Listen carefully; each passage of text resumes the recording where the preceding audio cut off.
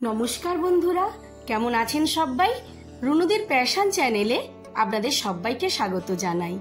আজ আমি দুর্দান্ত একটি নিরামিষ রেসিপি নিয়ে আপনাদের সামনে হাজির হলাম। প্রথম থেকে শেষ পর্যন্ত ভিডিওটা ভালোভাবে দেখবেন, তারপরে আপনারা অবশ্যই বাড়িতে ট্রাই করবেন। প্রথমে আমি গ্যাসে একটা কড়াই বসিয়ে দিয়েছি, তারপরে পরিমাণ মতন জল দিয়ে স্বাদ মতো একটু লবণ দিয়ে এখানে আমি 100 গ্রাম মতো সয়াবিন সেদ্ধ করে নেব। আপনারা যতটা পরিমাণ লাগবে ঠিক ততটা পরিমাণ সয়াবিন নেবেন, তবে 100 গ্রাম পনির থেকে মোটামুটি 3-4 জনের রান্না তো ভালোভাবেই হবে। আমার সয়াবিনটা সেদ্ধ হয়ে গেছে। এরপর আমি সয়াবিনগুলোকে জল ঝারিয়ে একটা বাসনের মধ্যে তুলে নেব। তারপর ঠান্ডা করার জন্য খানিকটা ঠান্ডা জল দিয়ে খুব ভালোভাবে চটকে ধুয়ে চিপে একদম শুকনো করে জলটা বের করে নেব। এই রান্নাটা সম্পূর্ণরূপে কিন্তু নিরামিষ হবে।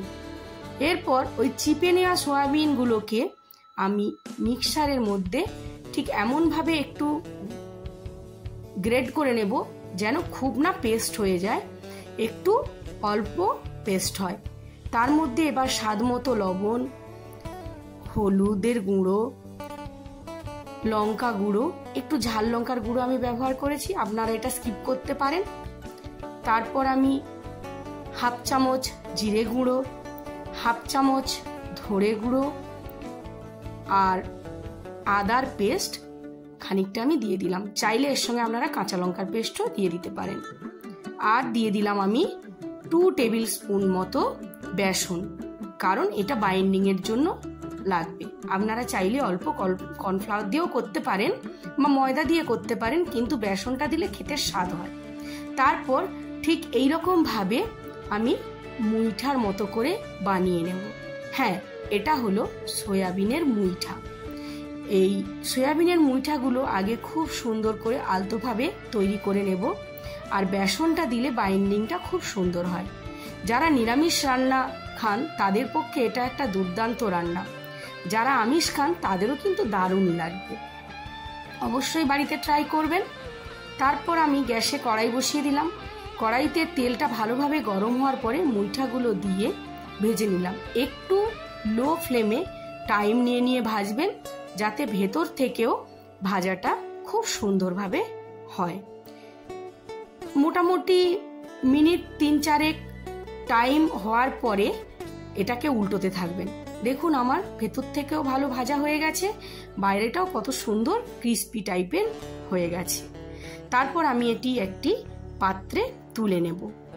এবার এটা কড়াতে যতটা তেল থাকবে সেই তেলটা আমি গরম আছে তার সঙ্গে আমি একটু আলু দিয়ে দেব।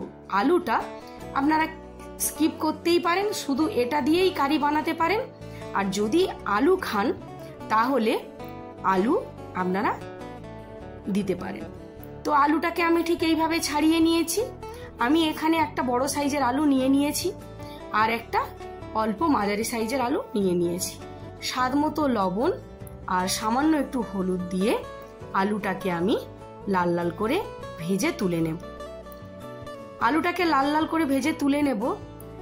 এই রান্নাটা সম্পূর্ণ কিন্তু আমি নিরামিষ বানাচ্ছি। আগেও আমি বলেছি, আবারও আমি বললাম, যারা নিরামিষ খান বাড়িতে বানাবেন। এই সয়াবিনের মুইঠাটা কি যে অপূর্ব লাগে বলে বোঝানো যাবে না।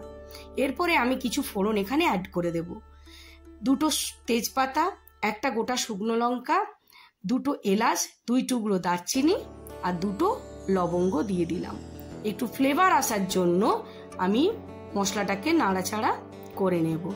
যদি চান এখানে আপনারা সামান্য গোটা জিরে অ্যাড করতে পারেন, না চাইলে স্কিপ করতে পারেন। আমি এখানে সামান্য গোটা জিরে অ্যাড করে দিলাম। দিয়ে মশলাটাকে আবারও ফ্লেভার আসার জন্য নাড়াচাড়া করে নিলাম। এরপর একটা মাঝারি সাইজের টমেটো কুচি আমি এখানে অ্যাড করে দিলাম। টমেটোটা একটু সেদ্ধ হয়ে যাওয়ার পরে এখানে আমি আরও কিছু মশলা অ্যাড করব। এখানে আমি আদা বাটা এরপরে অ্যাড করে দেব। এর সঙ্গে আপনারা চাইলে আদার সঙ্গে কাঁচা লঙ্কাও বেটে দিতে পারেন। আমি 1 টেবিল স্পুন মতো আদা বাটা এখানে অ্যাড করে দিয়েছি। আদাটার কাঁচা গন্ধ যাওয়া পর্যন্ত আমি একটু নাড়াচাড়া করে নেব। এরপর আমি এখানে আরো কিছু গুঁড়ো মশলা অ্যাড করে দেব। প্রথমেই আমি দিলাম 1 টেবিল স্পুন কাশ্মীরি লঙ্কার গুঁড়ো। এটা শুধুমাত্র কালারের জন্য দিলাম। আর সামান্য একটু ঝাল লঙ্কার গুঁড়োও আমি এখানে ব্যবহার করলাম। আপনারা চাইলে নাও ব্যবহার করতে পারেন ঝাল লঙ্কার গুঁড়োটা। তারপরে আমি একটু হলুদের গুঁড়ো দিয়ে দিলাম, 1/2 টেবিল স্পুন আমি জিরের গুঁড়ো দিয়ে দিলাম ও 1/2 টেবিল স্পুন আমি ধনে গুঁড়ো দিয়ে দিলাম। তারপর মশলাটাকে একটু নাড়াচাড়া করে নেব সামান্য ফ্লেভার আসার জন্য। আর মশলার মাপে স্বাদ মতো লবণ আমি দিলাম। যেহেতু মুইঠাতে এবং আলুতে আমি কিন্তু লবণ দিয়ে রেখেছি, সেই কারণে মশলার পরিমাণে কিন্তু আমি লবণটা অবশ্যই ব্যবহার করব। আপনারাও কিন্তু আপনাদের পরিমাণ অনুযায়ী লবণটা ব্যবহার করে নেবেন। এরপরে সামান্য একটু চিনি এখানে অ্যাড করবেন। যেহেতু নিরামিষ তরকারি, সেই ক্ষেত্রে একটু কিন্তু চিনি দিলে এটা ভালো লাগবে। আর একটু জল দেবেন যাতে মশলাটা না পুড়ে যায়। তারপর ভেজে রাখা আলুগুলোকে আমি দিয়ে দিলাম। মশলাটার সঙ্গে খুব ভালোভাবে আলুগুলোকে আমি কষিয়ে নেব। আলুটা মশলাটা যত ভালোভাবে কষানো হবে, এই তরকারির স্বাদ কিন্তু তত অপূর্ব হবে। লো ফ্লেমে মোটামুটি 5 থেকে 7 মিনিট কিন্তু মশলা আর আলুটা আপনারা কষাতে থাকবেন, যাতে আলুটাও সেদ্ধ হয়ে যায় আর মশলাটাও খুব সুন্দরভাবে কষানো হয়ে যায়। তারপর একটা পাত্রে গরম জল করে রেখেছিলাম, সেই গরম জলটা কিন্তু এই তরকারিতে অ্যাড করবেন। তাহলে তরকারির স্বাদটা দেখবেন অপূর্ব লাগবে। অনেকে রুম টেম্পারেচার পানিও অ্যাড করতে পারেন, কিন্তু গরম জলটা দিলে তরকারির স্বাদটা কিন্তু দারুণ লাগবে। এরপরে তরকারিটা আলুটা যতক্ষণ না আরেকটু ভালোভাবে সেদ্ধ হচ্ছে, আমি 3-4টে কাঁচা লঙ্কা দিয়ে দিলাম একটু ঝাল আসার জন্য আর একটু ফ্লেভার আসার জন্য। তারপর আমি ঢেকে একটু হাই ফ্লেমে 2 থেকে 3 মিনিট ফুটিয়ে নিয়ে এরপরে লো ফ্লেমে আরও আমি 5 থেকে 7 মিনিটের মতো ফুটিয়ে নেব। দেখে নেব আলুটা সেদ্ধ হয়ে গেছে কিনা। আলুটা সেদ্ধ হয়ে গেছে। এবার আমি মুইঠাগুলো কিন্তু অ্যাড করে দেব। মুইঠাগুলো খুব সুন্দরভাবে যেন ভেতরে ঝোলটা ঢুকে যায়। মুইঠাগুলো দেওয়ার পরে একদম লো ফ্লেমে আপনারা কিন্তু 5 থেকে 7 মিনিট একটু ফুটিয়ে নেবেন, যাতে মুইঠার ভেতরে এই জুসের ফ্লেভারটা খুব সুন্দরভাবে ঢুকে যায়। এই রকম দুর্দান্ত নিরামিষ রেসিপি আপনারা অবশ্যই বাড়িতে ট্রাই করবেন। দেখবেন যারা নিরামিষ খান তাদের পক্ষে তো খুবই উপযুক্ত একটা রেসিপি, আর যারা আমিষ খান তারাও বুঝতে পারবেন না যে কি খাচ্ছেন। সব থেকে মজার ব্যাপার কি জানেন, বাড়িতে যদি কেউ আসে আর আপনি যদি তাকে না বলেন আপনি কি রেসিপিটা তাকে বানিয়ে খাওয়াচ্ছেন, সে কিন্তু বুঝতেই পারবে না। অতএব অবশ্যই বাড়িতে এটি ট্রাই করবেন। আর ভালো লাগলে অবশ্যই আমার ভিডিওতে একটি লাইক দেবেন।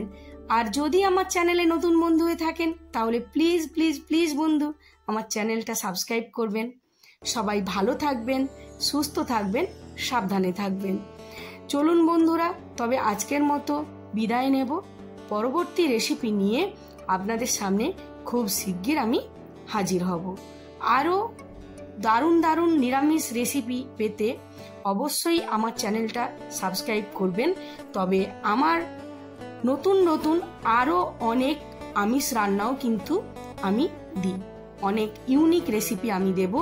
অবশ্যই বন্ধুরা আমার ভিডিওটা একটা লাইক দেবেন।